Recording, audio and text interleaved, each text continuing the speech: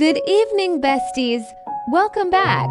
I hope you've had a peaceful day. Tonight, let's slow down for a little while, grab a cup of tea if you'd like, and learn something about tarot together.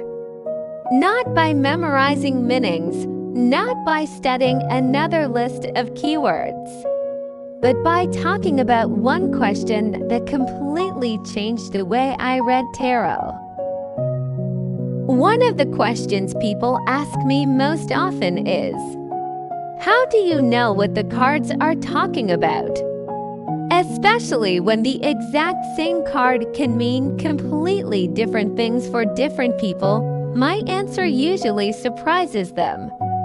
Because the first question I ask before reading any tarot spread has nothing to do with the cards.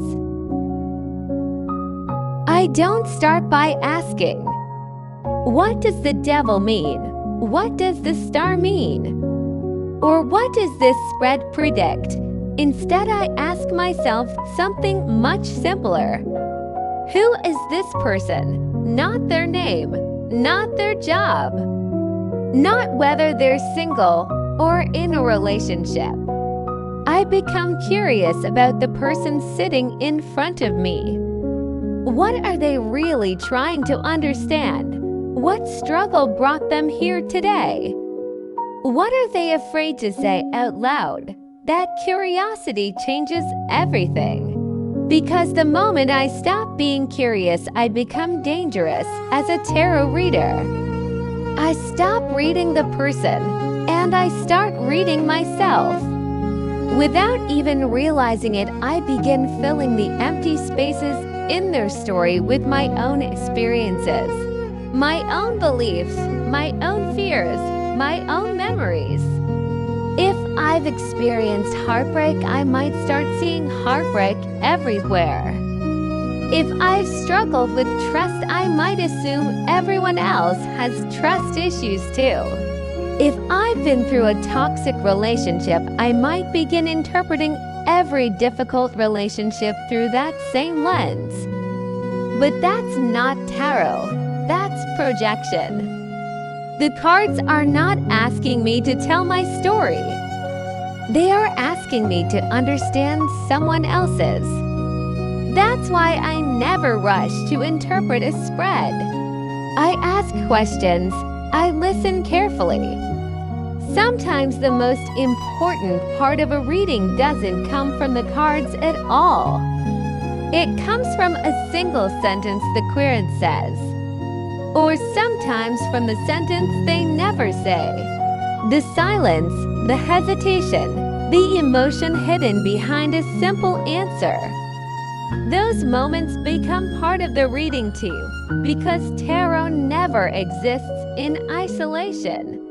The cards, the person, their question, their emotions, their life, everything is connected.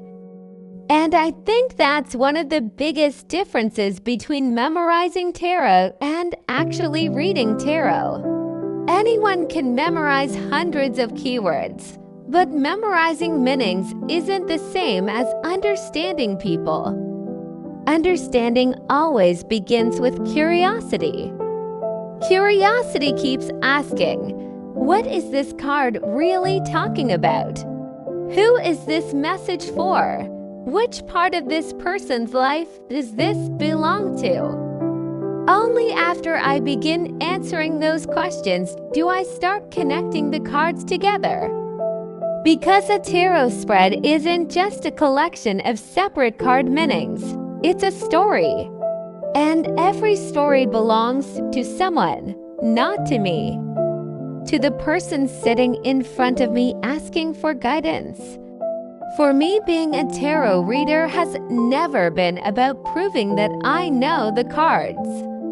It's about creating enough space for another person's story to be seen clearly, without my fears, without my assumptions, without my past getting in the way.